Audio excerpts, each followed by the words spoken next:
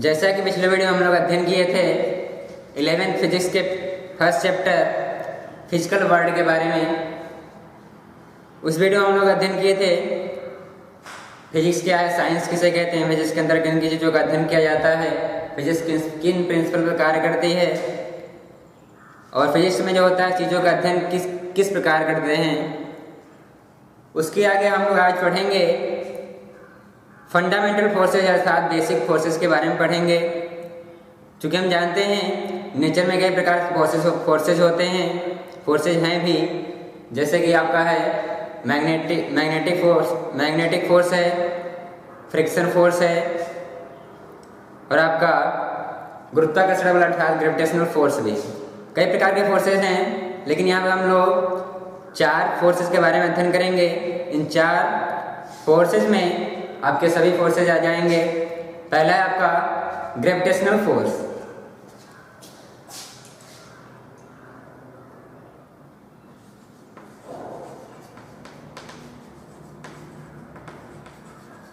Gravitational force.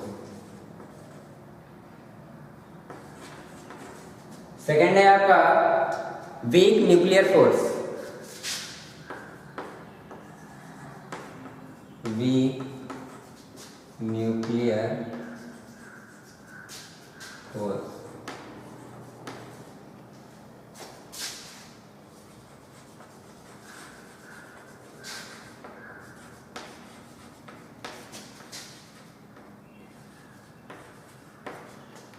Third है आपका electromagnetic force.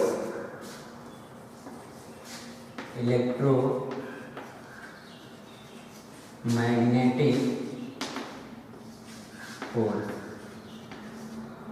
और फोर्थ है आपका स्ट्रॉन्ग न्यूक्लियर फोर्स।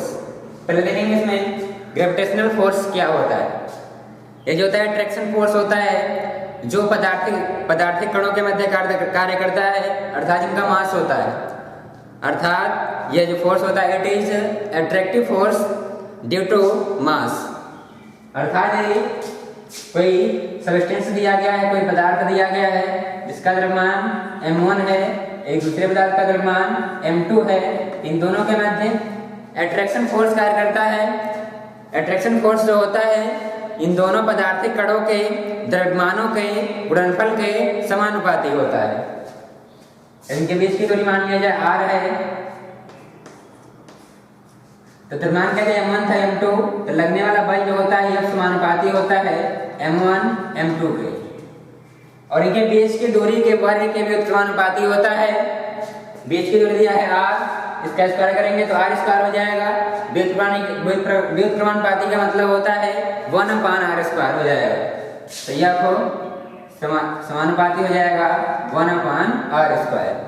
इसको समीकरण फर्स्ट मान लें, इसको सेकंड मान लें, तो यह आपको समानुपाती हो जाएगा m1 m2 बटे r स्क्वायर।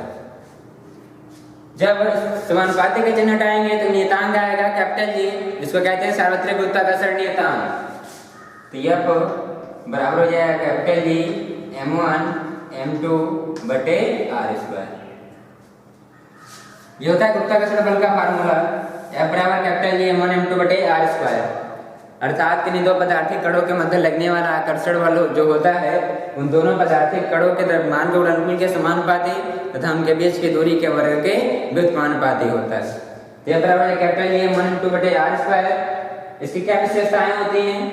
तो पहले विशेषता होती है इसका जो होता है रेंज, ह्यूज रेंज का होता है,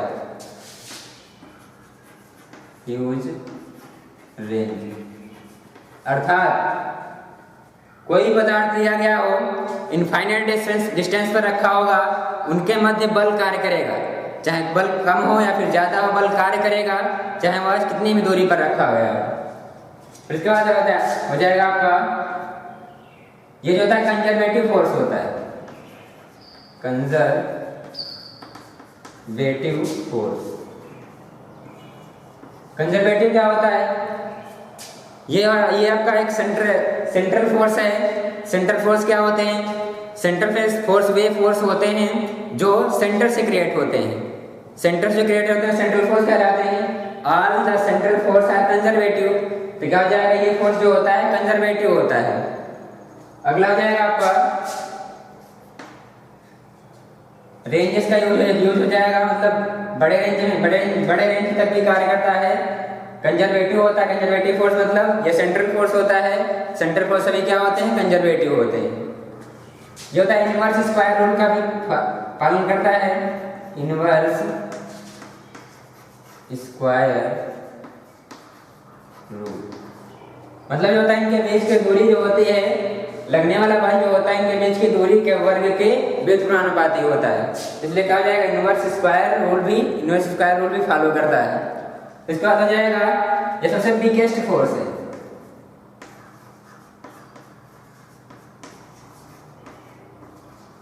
वीकेस्ट फोर्स है। इसके बाद हो जाएगा आपका नॉन कंजर्वेटिव होता है, कंजर्वेटिव होता है, वीकेस्ट फोर्स होता है, ह्यूज रेंज होती है इसकी, ह्यूज रेंज होता है इसका जो इनवर्स स्क्वायर रूल भी फॉलो करता है, और इसके मध्य लगने वाला बल जो होता है अट्रैक्टिव होता है, अर्थात आकर्षण बल होता है। इसके बाद देखेंगे इसमें वीक न्यूक्लियर फोर्स क्या होता है। वीक न्यूक्लियर फोर्स जो होता है, क्योंकि हम जानते हैं नेचर में कुछ ऐसे एलिमेंट होते हैं जो जिनसे हमेशा जो है रेडिएशन निकलती रहती है। रेडिएशन जो निकलती है, रेडिएशन आपका होता है अल्फा कण होता है, बीटा होता है और गामा रेडिएशन होता है। अल्फा जो होता है पार्टिकल होता है, बीटा पार्टिकल होता है और गामा जो होता है रेडिएशन होता है। अल्फा जो होता है अल्फा पॉजिटिव होता है, बीटा नेगेटिव, गामा रेडिएशन होता है, इसलिए इस पर कोई चार्ज नहीं होता है। तो मान लीजिए यदि चूंकि हम जानते हैं किसी पदार्थ के न्यूक्लियस में जो होता है न्यूट्रॉन और प्रोटॉन होते हैं, न्यूट्रॉन और प्रोटॉन होते हैं। जब हम बीटा डीके के बारे में अध्ययन करेंगे, ये बीटा जो है रेडिएशन हो रहा है, किसके कारण हो रहा है, क्योंकि हम जानते हैं जब किसी नाभिक से न्यूट्रॉन का डीके होता है, न्यूट्रॉन के डीके में एक बीटा कण निकलता है, अर्थात इलेक्ट्रॉन के आवेश पर चार्ज होता है, बीटा पार्टिकल होता है, और इसमें निकलता है एंटी न्यूट्रिनो कण निकलता है, एंटी न्यूट्रिनो।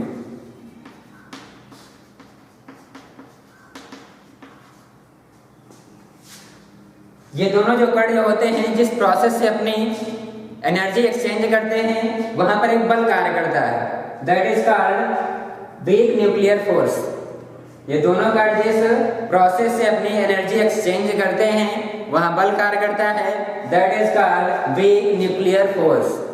ये जो होता है शॉर्टेस्ट रेंज का होता है, शॉर्ट रेंज होती है इसकी, अर्थात बहुत कम दूरी में कार्य करता है, क्योंकि हम जानते हैं न्यूक्लियस का जो साइज होता है 10⁻15 मीटर होता है, इसलिए क्या हो जाएगा, रेंज इसकी शॉर्ट हो जाएगी। इसके बाद हो जाएगा आपका ये अट्रैक्टिव भी होते हैं, रिपल्सिव भी होते हैं। ये बल जो होता है अट्रैक्टिव भी होता है और रिपल्सिव भी होता है। और ये डिस्कवर कैसे हुआ, बीटा डीके के द्वारा इसकी डिस्कवरी हुई, बीटा डीके, बीटा 6 के द्वारा इसका डिस्कवर हुआ। फिर इसके बाद देखेंगे थर्ड है आपका इलेक्ट्रोमैग्नेटिक फोर्स। इलेक्ट्रोमैग्नेटिक फोर्स ये जो होता है इनवर्स स्क्वायर रूल फॉलो नहीं करता है, ये जो आपका वीक न्यूक्लियर फोर्स है इनवर्स स्क्वायर रूल फॉलो नहीं करता है। इसके बाद देखेंगे इलेक्ट्रोमैग्नेटिक फोर्स क्या होता है। ये जो होता है दो चार्जों के मध्य कार्य करता है। जब मैग्नेट हो गया, चार्ज होगा, इनके मध्य कार्य करेगा। ये अट्रैक्टिव भी हो सकता है और रिपल्सिव भी हो सकता है। तो ये मान लीजिए चार्ज दिया गया Q1, दूसरा चार्ज दिया गया Q2। ये दोनों चार्ज समान होंगे, अर्थात समान होंगे, इनके मध्य लगने वाला बल जो होगा रिपल्सिव होगा, अर्थात प्रतिकर्षण बल लगेगा। दोनों चार्ज विपरीत हैं, इनके मध्य लगने वाला बल आकर्षण बल होगा, अर्थात अट्रैक्टिव फोर्स होगा। यदि इनके मध्य की दूरी r मान लिया जाए तो क्या होता है, इनके मध्य लगने वाला जो आकर्षण प्रतिकर्षण बल होता है, क्योंकि दोनों आवेश प्लस से क्या लगेगा, आकर्षण बल लगेगा। आकर्षण बल लगने वाला प्रतिकर्षण बल जो होगा इन दोनों के मध्य लगेगा प्रतिकर्षण बल। प्रतिकर्षण बल क्यों लगेगा, क्योंकि आवेश क्या है, समान है। प्रतिकर्षण बल जो होगा इन दोनों आवेशों के परिमाण के समानुपाती होता है तथा इनके बीच की दूरी के वर्ग के व्युत्क्रमानुपाती होता है। इसको फर्स्ट मान लें, इसको सेकंड मान लें, तो क्या जाएगा समीकरण फर्स्ट सेकंड से F समानुपाती Q1 Q2 बटे R स्क्वायर। समानुपाती के जन नियतांक आएगा K Q1 Q2 बटे R स्क्वायर। K एक नियतांक है, नियतांक के स्थान पर हो जाएगा K मान होता है 1/4 पाई एप्सिलॉन नॉट, तो F इक्वल हो जाएगा 1/4 pi epsilon not Q1 Q2 बटे R स्क्वायर। ये दोनों आवेश y वाले भाग में रखे होंगे तो 1/4 pi epsilon not Q1 Q2 बटे R स्क्वायर हो जाएगा। K परावर्तन के माध्यम में रखा होगा तो 1/4 पाई एप्सिलॉन नॉट K हो जाएगा।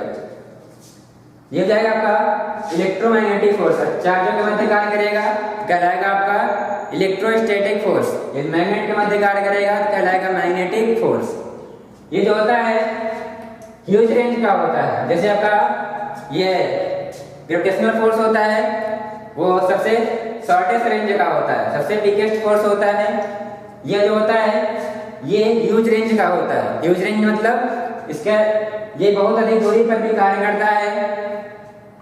यदि दोनों आवेशों के मध्य दूरी अधिक है तब भी पर इनके मध्य लगने वाला बल कम होगा या फिर ज्यादा होगा, लेकिन बल लगेगा। क्या हो जाएगा आपका ह्यूज रेंज का होता है।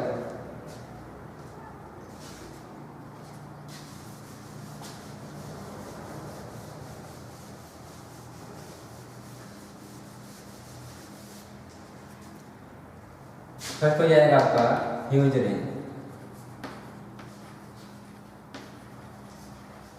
सेकंड हो जाएगा आपका इनवर्स स्क्वायर रूल फॉलो करता है। Inverse square rule, inverse square rule का फॉलो करता है, अर्थात इनके बीच की दूरी जो होती है, इनके मध्य लगने वाला बल जो होता है इनके बीच की दूरी के वर्ग के व्युत्क्रमानुपाती होता है। थर्ड हो जाएगा आपका इनके मध्य लगने वाला जो फोर्स होता है वो गुरुत्वाकर्षण बल की अपेक्षा कहीं अधिक होता है, अर्थात इनके मध्य लगने वाला बल या तो E या मैग्नेटिक फोर्स, इलेक्ट्रोस्टैटिक फोर्स या मैग्नेटिक फोर्स इसका 2 होता है 10 की पावर 36 Fg, अर्थात इनके मध्य लगने वाला बल गुरुत्वाकर्षण बल का 10 की पावर 36 गुना अधिक होता है। फिर हो जाएगा चौथा आपका, तो क्या हो जाएगा यहाँ पे इनवर्स स्क्वायर रूल फॉलो करता है, ह्यूज रेंज का होता है और इनके मध्य लगने वाला बल जो होता है 10 की पावर 30 गुना अधिक होता है किससे, ग्रेविटेशनल फोर्स से। ये भी होता है आपका कंजर्वेटिव फोर्स होता है, कंजर्वेटिव फोर्स, अर्थात सेंट्रल फोर्स होते हैं, central force all the central force are conservative, या कंजर्वेटिव फोर्स हो जाएगा। इसके बाद देखेंगे आपका चौथा फोर्स है strong nuclear force.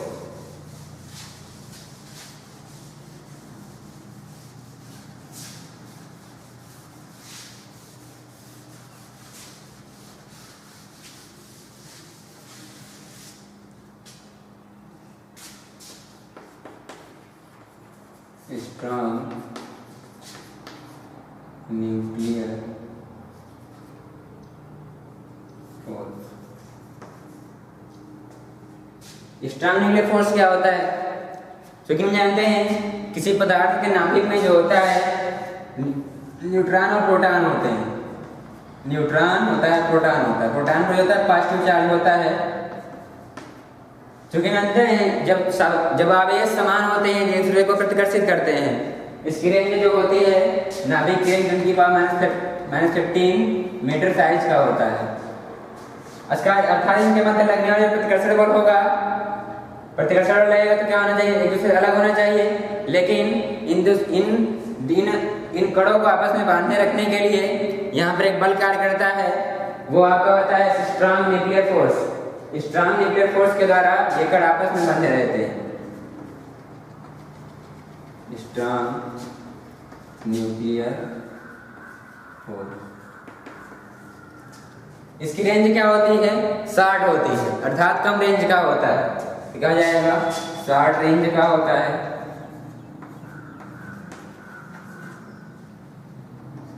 Short range का होता है, उसके मतलब लगने वाला जो बल होता है वो सबसे सबसे ज्यादा होता है, अर्थात एस हो जाएगा, एफ एस बराबर हो जाएगा 10 की पावर 38 एफ जी। अर्थात गुरुत्वाकर्षण बल का 10 की पावर 38 गुना अधिक बल कार्य करता है इन स्ट्रॉन्ग न्यूक्लियर फोर्स में। क्या हो जाएगा, 10 की पावर 38 गुना अधिक कार्य करता है बल किससे, गुरुत्वाकर्षण बल से। और आपका अगला हो जाएगा, ये होता है इनवर्स स्क्वायर रूल को फॉलो नहीं करता, इनवर्स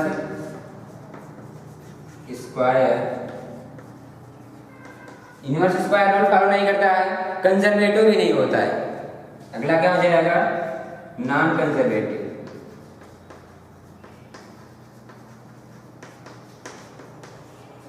पहला जाएगा शॉर्ट रेंज का होता है, इसके मध्य लगने वाला बल जो होता है गुरुत्वाकर्षण बल का 10 की पावर 38 गुना अधिक होता है। इनवर्स स्क्वायर रूल फॉलो नहीं करता है, इनवर्स स्क्वायर रूल फॉलो नहीं करता है और नॉन कंजर्वेटिव होता है। इसके मतलब लगने वाला बल होता है सबसे अधिक होता है, या फिर 10 की पावर क्या 38 है, अर्थात जो लगने वाला बल होगा सबसे अधिक होगा। ये हो जाएगा आपका स्ट्रॉन्ग न्यूक्लियर फोर्स। इन चारों फोर्सेस के अंतर्गत अन्य सभी फोर्सेज आते हैं आपका, जैसे दिया गया इलेक्ट्रोमैग्नेटिक फोर्स के अंतर्गत आपका आता है मैग्नेटिक फोर्स आ जाएगा, फ्रिक्शन फोर्स, और आपका हो जाएगा जैसे धागा को दिया गया है, वो धागे के मध्य लगने वाला जो तनाव होता है, टेंशन जो होता है, टेंशन ये इसी के अंतर्गत आता है। और आपका हो जाएगा फ्रिक्शन फोर्स। ये सभी फोर्स इलेक्ट्रोमैग्नेटिक फोर्स के अंतर्गत आते हैं। अन्य सभी फोर्सेज होते हैं चारों फोर्सेज के अंतर्गत आते हैं। तो ये लेसन जो है समाप्त होता है। अगले वीडियो में अगले लेसन के बारे में चेक करेंगे।